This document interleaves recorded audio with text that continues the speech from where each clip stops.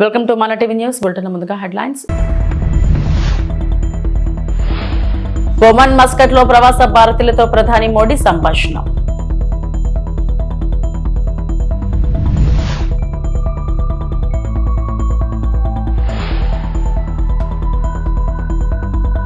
Business reformer of the year అవార్డుకు AP CM ఎంపిక.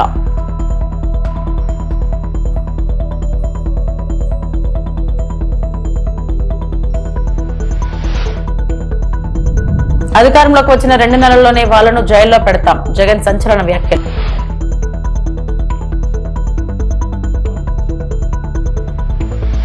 మైత్రి పరో కార్యక్రమం సందర్భంగా ఒమన్లోని మస్కట్ లో భారత ప్రవాసుల మరియు విద్యార్థులతో ప్రధానమంత్రి నరేంద్ర మోడీ సంభాషించారు. సభను ఉద్దేశించి ప్రసంగిస్తూ భారతదేశ ఆర్థిక వృద్ధి, గొప్ప సాంస్కృతిక వారసత్వం మరియు యువిక అంతరిక్ష కార్యక్రమం వంటి కార్యక్రమాల గురించి మాట్లాడారు.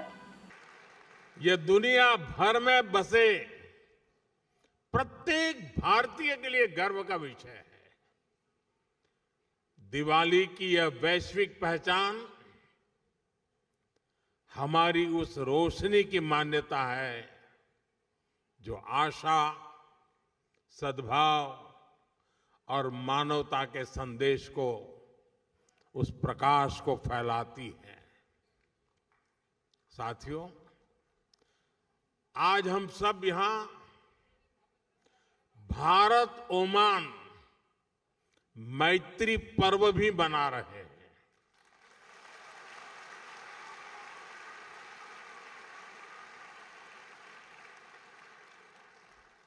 मैत्री यानी एम से मैरीटाइम हेरिटेज, ए से एस्पिरेशंस, आई से इनोवेशन, टी से ट्रस्ट एंड टेक्नोलॉजी, आर से रिस्पेक्ट, आई से इंक्लूसिव ग्रोथ,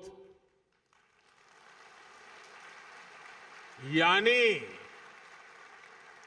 ये मैत्री पर्व हम दोनों देशों की दोस्ती, हमारी शेयर्ड हिस्ट्री और प्रॉस्परस फ्यूचर का उत्सव है.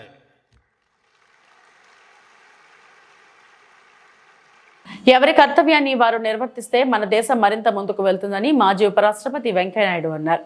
ఇప్పటికే గణనీయమైన అభివృద్ధిని సాధించిందని చెప్పారు. కృష్ణా జిల్లా గుడివాడలోని ఏఎన్ఆర్ కళాశాల వజ్రోత్సవ వేడుకల్లో ఆయన మాట్లాడారు. కారణం ఐకమత్యం లేకపోవడం. కాబట్టి సమాజంలో, కళాశాలలో, విద్యార్థుల్లో, కుటుంబంలో అందరూ ఐకమత్యం ఉండాలి అనే విషయాన్ని మనం ఈ సందర్భంగా గమనించాల్సి ఉంది, దాన్ని పాటించాల్సి ఉంది. ఈరోజు ఈ కళాశాల యొక్క వజ్రోత్సవాలకు రావడం చాలా సంతోషంగా ఉంది.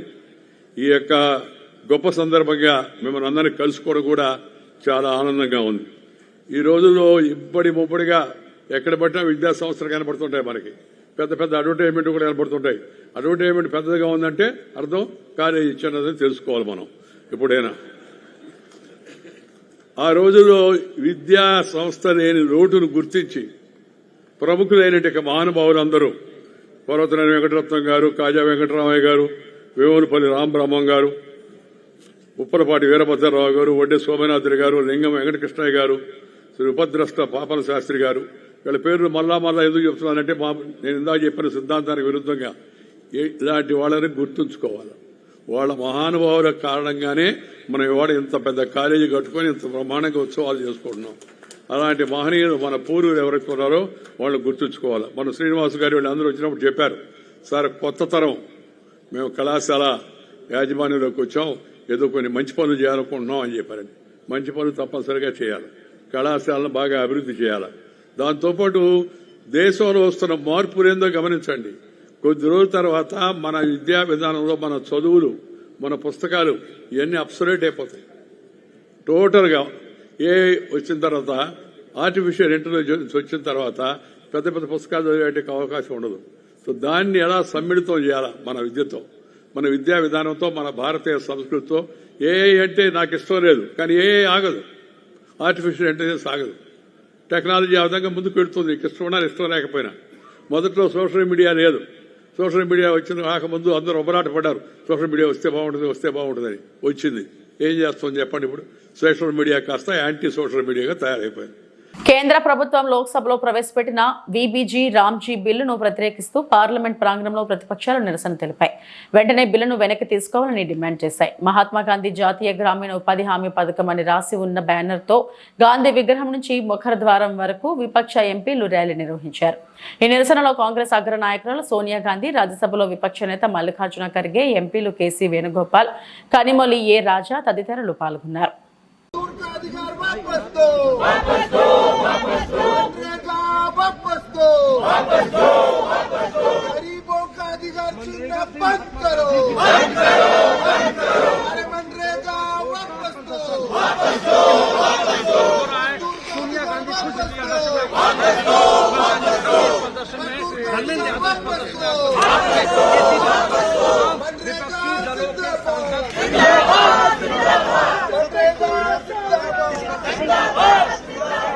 ఆంధ్రప్రదేశ్ ముఖ్యమంత్రి నారా చంద్రబాబు నాయుడుకు ప్రతిష్టాత్మక అవార్డు దక్కింది. దేశంలోని ప్రముఖ ఆర్థిక దినపత్రిక ది ఎకనామిక్ టైమ్స్ ఈ ఏడాది ప్రతిష్టాత్మక business reformer of the year అవార్డును సీఎం చంద్రబాబుకు ప్రకటించింది. రాష్ట్రంలో వ్యాపార అనుకూల విధానాలు అమలు చేయడం, పారిశ్రామిక సంస్కరణలు చేపట్టడం, పెద్ద ఎత్తున పెట్టుబడులను ఆకర్షించడంలో విశేష కృషి చేసినందుకు గాను ఈ అవార్డును ఎంపిక చేసినట్లు ఎకనామిక్ టైమ్స్ వెల్లడించింది. మార్చి నెలలో నిర్వహించిన ప్రత్యేక కార్యక్రమంలో కేంద్ర ఆర్థిక మంత్రి నిర్మలా సీతారామన్ చేతుల మీదుగా ఈ అవార్డును సీఎం చంద్రబాబు స్వీకరించనున్నారు. ఈ ఎంపిక దేశంలోని ప్రముఖ పారిశ్రామికవేత్తలు, ఆర్థిక నిపుణులు, న్యాయవేత్తలతో కూడిన అత్యున్నత స్థాయి జ్యూరీ ద్వారా ఎంపిక చేస్తారు. ఇన్ టన్స్ అండ్ టన్స్ అనేటువంటిది మాకు అర్థమవుతుంది సార్. ఒకటి, ఈరోజు మామూలుగా పొలిటీషియన్ గుర్తింపు కోసం ఆరాటపడతాడు సార్. మీరు ఎప్పుడు కూడా నాకు మీలో ఆ లక్షణం కనపడలేదు సార్. మీరు ఎంతసేపు ఉన్నా ప్రజల సంతృప్తి కోసం తపన పడతారు. పొద్దున్న లేచి మాకు పీజీఆర్ఎస్లో పెడతారు, లేకపోతే సాటిస్ఫాక్షన్ లెవెల్ ఎట్లా ఉంది అనేటువంటి మెజర్మెంట్ని మీరు చూస్తున్నారు తప్ప నాకేం గుర్తించి వచ్చింది అనేది ఎప్పుడు చూడలేదు సార్. ఇవాళ ఈ ఎకనామిక్ టైమ్స్ ఇచ్చినటువంటిది జ్యూరీ కూడా ఎట్లాంటి jury sir? If I can read out the names, it's top of the కంట్రీలో ఉన్నటువంటి జ్యూరీ సార్ వీళ్ళు. Noel Devi Shetty of Narayana Health, Noel Tata of Tata Trust, Uday Kotak of Kotak Mahindra, Sajjan Jindal of JSW, Lalit Keshre of Grown With, Roshni Nadar Malhotra of HCL Tech, Sunil Bharati Mittal of the Bharati Enterprises, Priya Nair of HUL, Abhishek Manu Singhvi, Senior Advocate, and juniors. దాంతోపాటు దేశంలో ఇప్పటిదాకా ఇది వచ్చినటువంటి వాళ్ళని చూస్తే కూడా అందరూ కేంద్రంలో ఉన్నటువంటి వాళ్ళే సార్. ఎప్పుడు ఏ స్టేట్కి చీఫ్ మినిస్టర్ కనిపించలేదు సార్ ఇప్పుడున్నటువంటి news item. We're proud sir. ఈ రిఫార్మ్స్ పరంపరలో కూడా మీరు 25 కొత్త పాలసీలు తీసుకొచ్చారు sir. Each is a reform by itself. 25 new పాలసీలు within a span of 1.5 year తీసుకొచ్చి you have set the trend for the nation అంటానికి ఇవాళ ఇది ఒక్కటే సార్. ఈ title Naidu was seen by the panel as an exemplar of a new model of political leadership, the original CEO chief minister. This is what the news has to say, and there are a lot of things which everybody must read, sir. We are proud to work with you, sir. Once again, I would like to congratulate you, sir, on our behalf, sir.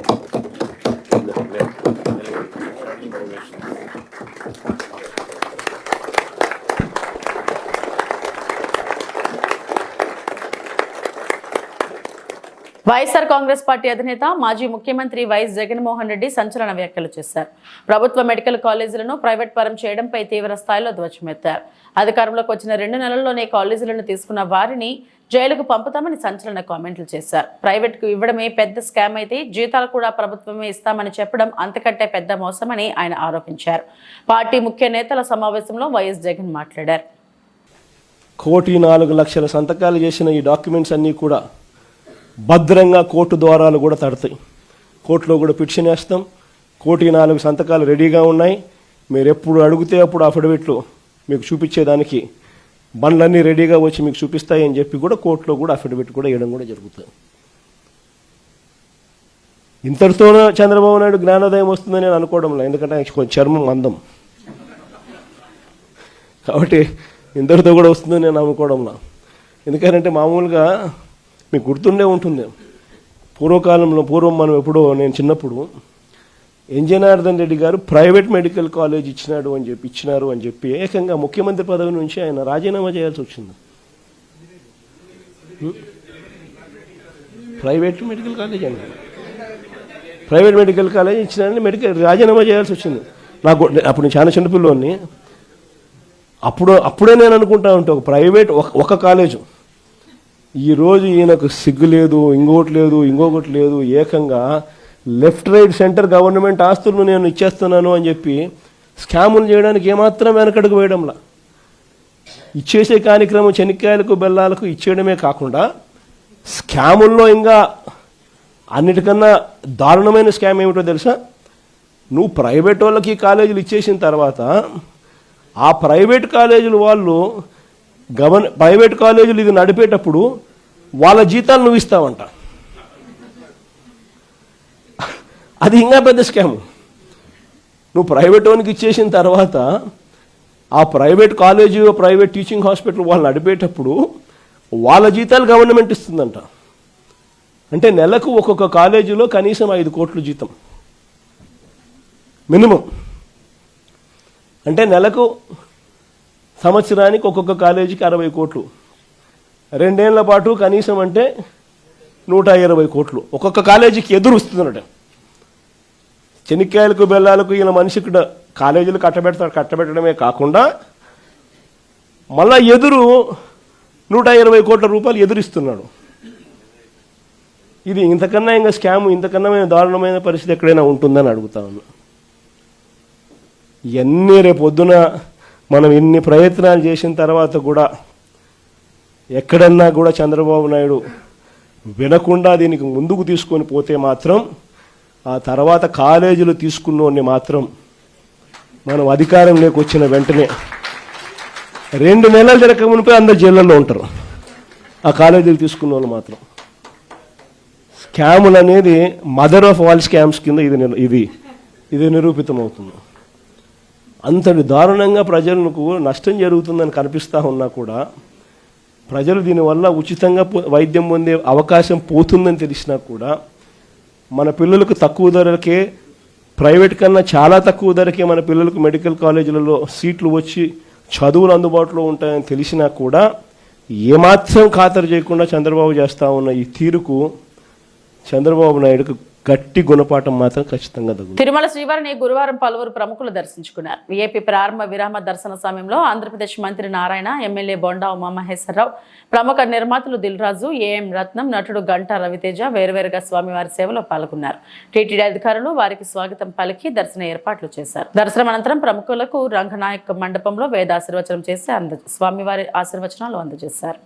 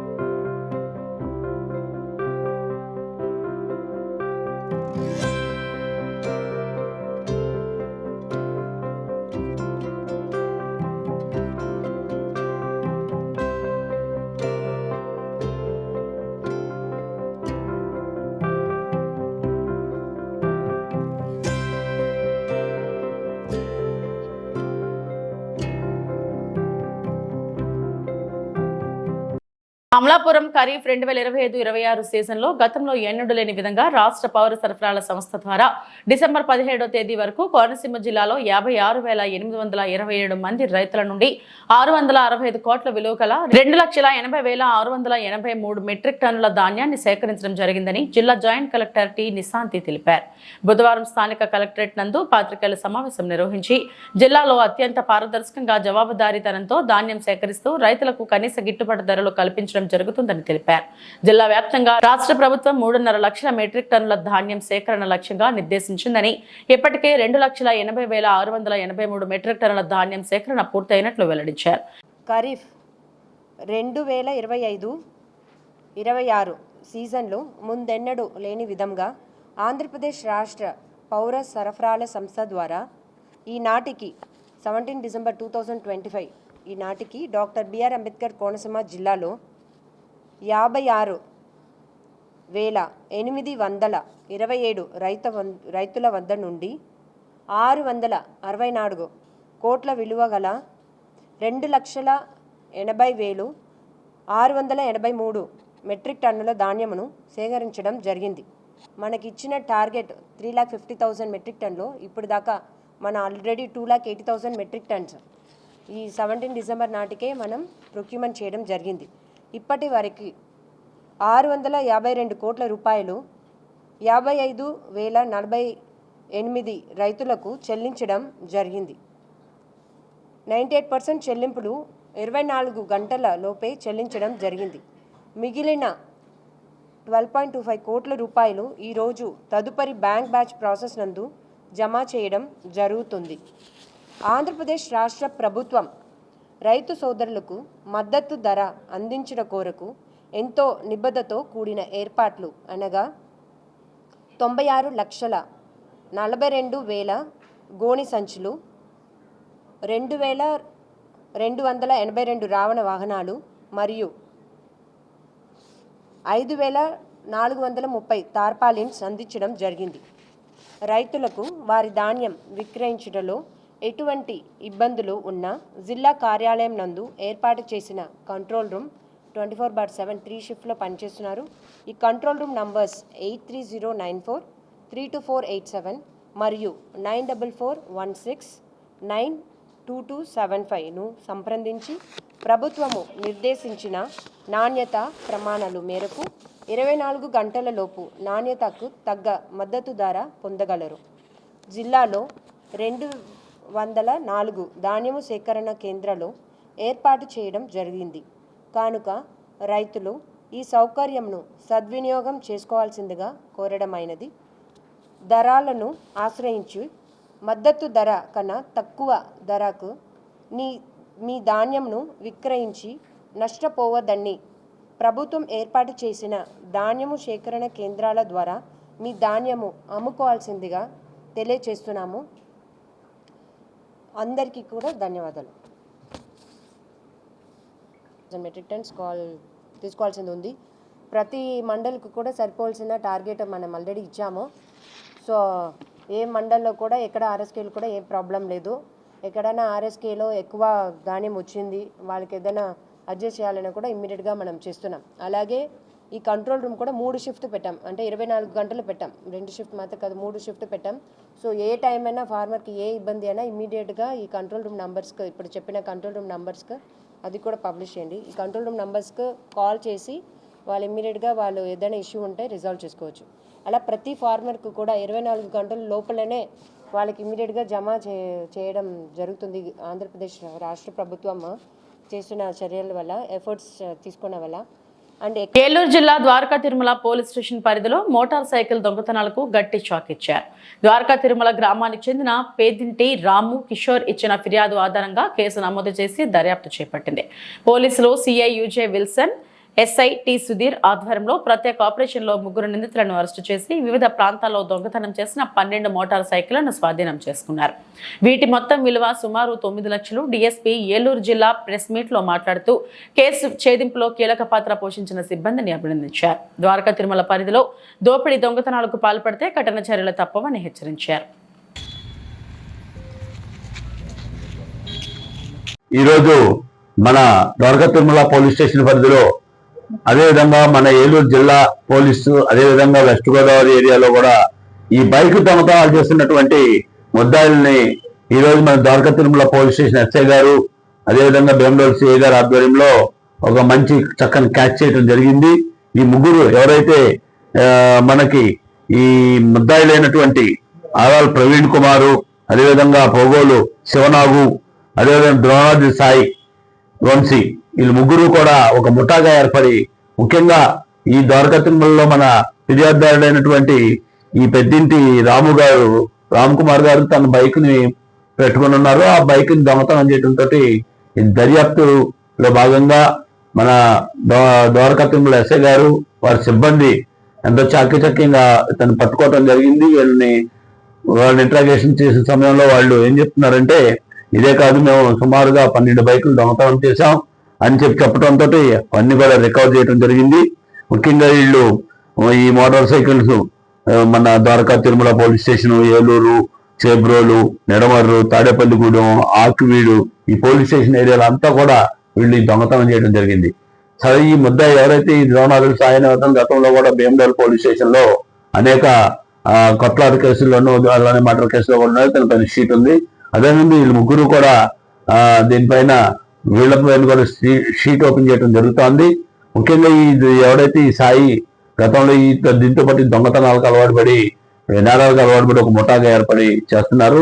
ఇతని పైన PD act చర్యలు తీసుకోవడం జరుగుతుంది. ముఖ్యంగా ఈ రోజు మన Dwaraka Tirumala police station SI గారు వాళ్ళ టీం చాలా కష్టపడి వీళ్ళందరినీ కూడా ట్రేస్ చేయడం జరిగింది. ఆ విధంగా ఈ బండ్లు కూడా రికవర్ చేశారు. వీళ్ళందరినీ కూడా రివార్డ్స్ సిఫార్సు చేయడం జరుగుతుంది. Thank you. Any question? బళ్ళన్నీ కూడా సుమారు 9 లక్షల రూపాయలు, మొత్తం 12 వెహికల్స్. వైద్య కళాశాలల ప్రైవేటీకరణ రద్దు చేయాలని అనంతపురంలోని సిపిఐ, ఏఐఎస్ఎఫ్ విద్యార్థి సంఘాల నాయకులు ఆందోళన వ్యక్తం చేశారు. సంగమేష్ సర్కిల్ నుంచి కలెక్టర్ కార్యాలయం వరకు ర్యాలీ చేపట్టారు. కలెక్టర్ కార్యాలయం వద్ద ప్రభుత్వానికి వ్యతిరేకంగా నినాదాలు చేస్తూ కలెక్టర్ గేట్లు ఎక్కే ప్రయత్నం చేశారు. పోలీసులు అడ్డుకున్నారు. దీంతో పోలీసులకు నాయకులకు మధ్య తోపులాట చోటు చేసుకుంది. దాదాపు గంట పాటు నాయకులు తీవ్ర ఆందోళన వ్యక్తం చేశారు. ప్రభుత్వం ప్రతిపక్షంలో ఉన్నప్పుడు వైద్య కళాశాలను ప్రభుత్వమే నిర్వహిస్తుందని చెప్పిన నాయకులు అధికారంలోకి వచ్చాక ప్రైవేట్ పరం ఎందుకు చేస్తున్నారని ప్రశ్నించారు. పేద విద్యార్థులకు వైద్య విద్యను దూరం చేసే కుట్ర జరుగుతుందని, వెంటనే ప్రైవేట్ పరం రద్దు చేసుకోవాలని డిమాండ్ చేశారు. లేని పక్షంలో పెద్ద ఎత్తున ఆందోళనలు చేపడతామని హెచ్చరించారు. కూటమి ప్రభుత్వం అధికారంలోకి వచ్చిన తర్వాత తెలుగుదేశం పార్టీ కూడా ఒక కాషాయ పార్టీగా మారిపోయింది. ఈరోజు 17 మెడికల్ కళాశాలల్ని ప్రైవేటు భాగస్వామ్యంతో మెడికల్ కళాశాలలు నిర్వహిస్తామని చెప్తా ఉన్నారు. అవన్నీ కూడా 17 మెడికల్ కళాశాలలు ప్రభుత్వ మెడికల్ కళాశాలలు. అవన్నిట్లో కూడా జగన్మోహన్ రెడ్డి 107, 108 జీవో ఇచ్చాడు. దాంట్లో రిజర్వేషన్ శాతం తక్కువ ఉందని మేము అధికారంలోకి వస్తే ఆ రిజర్వేషన్ని అంతా కూడా రద్దు చేసి మొత్తం అన్ని కూడా ఈ యొక్క ప్రభుత్వ భాగస్వామ్యంతోనే అన్ని కూడా రిజర్వేషన్ ప్రకారము విద్యార్థులు కేటాయిస్తామని ఉచితంగా చెప్పడం జరిగింది. కానీ ఈరోజు అధికారంలోకి వచ్చిన తర్వాత చంద్రబాబు నాయుడు గారు మాట మారుస్తూ ఆ యొక్క ప్రభుత్వ కళాశాలలన్నింటినీ ప్రైవేటు భాగస్వామ్యంతో పీపీపీ అనే విధానంతో బీజేపీ అనుసరిస్తున్నటువంటి ప్రైవేట్ విధానాన్ని తెలుగుదేశం పార్టీ కూడా అనుసరిస్తూ ఉంది. అంటే విద్యను, వైద్యాన్ని ప్రజలకు అందకుండా, లేదంటే పేద మధ్యతరగతి ప్రజలు వాళ్ళ పిల్లలు విద్యను అభ్యసించకుండా చేసేదానికోసం, ఇది ఒక కార్పొరేట్ వ్యక్తులకు మాత్రమే వైద్య విద్యను పరిమితం చేసేదానికోసం ఈ యొక్క కూటమి ప్రభుత్వం కంకణం కట్టుకుంది. అందుకోసమే ఈరోజు సిపిఐ పార్టీ రాష్ట్ర వ్యాప్తంగా ఈ యొక్క మెడికల్ కాలేజీల దగ్గర ధర్నాను, కలెక్టర్ ఆఫీసుల దగ్గర ధర్నా నిర్వహిస్తూ ఉన్నాం. ప్రభుత్వం తక్షణమే 590 జీవోను రద్దు చేయాలా, అదేవిధంగా 50% రిజర్వేషన్ని మరి ఈరోజు ఇవ్వాలని చెప్పి కోరుతా ఉన్నాం ఎస్సీ, ఎస్టీ, బీసీ మైనార్టీలకి. దాంతోపాటు ఈరోజు మరి 2500 సీట్లు మెడికల్ కాలేజీ సీట్లుంటే ఆ సీట్లన్నీ కూడా అమ్ముకునేదానికి ప్రైవేట్ వ్యక్తులకి మీరు దారదత్తం చేస్తూ ఉన్నారు. అంటే ఒక్కటి కూడా వెనకబడిన వర్గాలకి, దళితులకు, అదేవిధంగా మైనార్టీలకి ఆ సీట్లు దక్కకుండా వైద్య విద్యని దూరం చేస్తూ ఉన్నారు. కాబట్టి ఈరోజు ఉచితంగానే ప్రభుత్వము మరి ఈరోజు మెరిట్ పైన వచ్చినటువంటి వారందరికీ కూడా రిజర్వేషన్ ప్రకారం కూడా ఇవ్వాలా, మెరిట్ ప్రకారం కూడా ఇవ్వాలా. విశాఖపట్నంలో coastal security police, Visakhapatnam port authority ఆధ్వర్యంలో మత్స్యకార యువతలో క్రీడా స్ఫూర్తి, క్రమశిక్షణ, సామాజిక ఐక్యత పెంపొందించే లక్ష్యంతో భారీ క్రికెట్ టోర్నమెంట్ నిర్వహిస్తున్నారు. 3 రోజుల పాటు కైలాసగిరి ఏఆర్ గ్రౌండ్స్ లో ఈ fisherman community youth cricket tournament జరగనుంది. విశాఖ తీర ప్రాంతాల నుంచి వచ్చిన అనేక జట్లు ఈ పోటీల్లో పాల్గొని ఉత్సాహంగా పోటీ పడనున్నాయి. మత్స్యకార యువతను మాదక ద్రవ్యాలు, అసాంఘిక కార్యకలాపాలకు దూరం చేసి క్రీడల వైపు ప్రోత్సహించడమే ఈ టోర్నమెంట్ ప్రధాన ఉద్దేశమని విశాఖ రేంజ్ డీఐజీ గోపీనాథ్ జెట్టి తెలిపారు. యువతలో నాయకత్వ లక్షణాలు పెంపొందించడం, తీర ప్రాంత భద్రతపై అవగాహన కల్పించడం కూడా లక్ష్యమన్నారు. వర్షధార గ్రామాల్లో ఉన్నటువంటి యువతతో కమ్యూనిటీ పోలీసింగ్లో భాగంగా కోస్టల్ సెక్యూరిటీ పోలీసు వారు ఈ క్రికెట్ టోర్నమెంట్ అనేటువంటిది ప్రారంభించడం జరిగింది. దీనికి కోస్టల్ సెక్యూరిటీ పోలీసు మరియు మన పోర్టు అధికారులు సంయుక్తంగా కలిసి ఈ టోర్నమెంటు నిర్వహిస్తున్నాం. ప్రధానంగా మత్స్యకార గ్రామాల్లో ఉన్నటువంటి యువత కోస్టల్ సెక్యూరిటీ పోలీస్కి ఐస్ అండ్ ఇయర్స్ లాగా పనిచేసి సమాచారాన్ని అంతా కూడా పోలీసు అందిస్తుంటారు. కాబట్టి వారితో మంచి సంబంధాలు కలిగి ఉండి వారిని మన కోస్టల్ సెక్యూరిటీ యొక్క భద్రతను పటిష్టం చేయడం కోసం వారి యొక్క సహకారం ఉండాలి. కాబట్టి దానికి అనుగుణంగా ఈ కమ్యూనిటీ పోలీసింగ్ ప్రోగ్రామ్స్ ఏర్పాటు చేయడం జరుగుతుంది. సో దానిలో భాగంగానే ఈరోజు 16 గ్రామాల నుంచి 16 టీమ్స్ ఈ క్రికెట్ టోర్నమెంట్లో పాల్గొనడానికి రావడం జరిగింది. సో దీనిలో మా అధికారులు అదేవిధంగా కోర్టు తరఫున వచ్చినటువంటి సాంబమూర్తి గారు వీరంతా కూడా కలిసి పనిచేసి ఈరోజు చాలా చక్కగా ఈ కార్యక్రమాన్ని చేపట్టడానికి అన్ని ఏర్పాట్లు చేశారు. సో దానికి వారందరినీ కూడా నేను పర్సనల్గా అభినందిస్తూ ఈ కార్యక్రమంలో పాల్గొనేటువంటి ప్రతి ఒక్క యువత కూడా చాలా స్పోర్టివ్గా పాల్గొని దీన్ని ఒక ఆపర్చునిటీగా తీసుకొని ప్రతి ఒక్కరు కూడా ఆనందంగా దీన్ని ఎంజాయ్ చేస్తూ ఆడుకోవాలని చెప్పి వాళ్ళకి చేయడం జరిగింది. Thank you. ఇవి ఇప్పటివరకు నా బులెటిన్ అప్డేట్స్. నమస్తే.